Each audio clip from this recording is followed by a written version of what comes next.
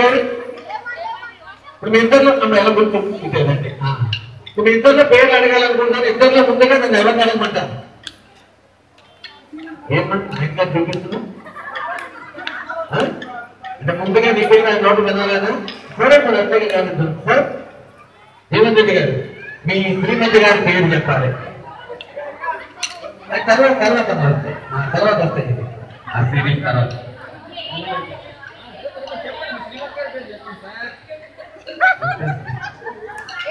నాకే ఇవ్వలేదండి అది కూడా పడలేదట.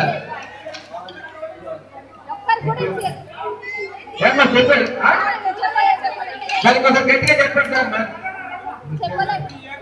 ఓకే రైట్ అమ్మా నాకు వినిపించింది నిశ్చత్రి అట చెప్పండి సార్. ఓకే రైట్ ఓకే అమ్మ మీ శ్రీవారి పేరు ఆయన ఎందులో చెప్పారు కంటే గట్టిగా చెప్పాలి. అయితే గట్టిగా చెప్పాలి.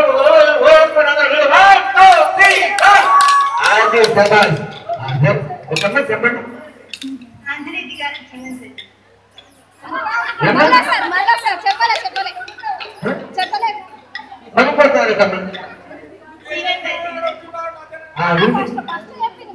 అమ్మ మొదటి చెప్పిందేనటమ్మా చెప్పండి. ఓకే వీళ్ళే బాగా నేను గురించి సపోర్ట్ చేయాలి అందరూ కూడా.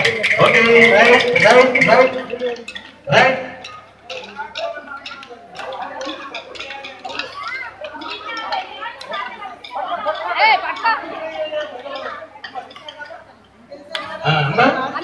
మీ మనసులో ఉండేటటువంటి మాట ఒకటి చెప్పించి జీవనరెడ్డి గారికి ఇవ్వండి.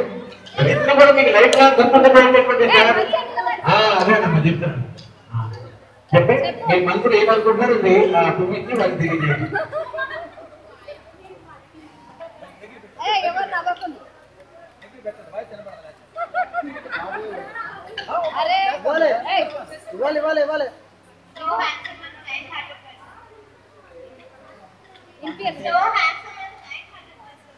కరెక్ట్ చెప్పలే మళ్ళీ ఇంకోసారి ప్లీజ్.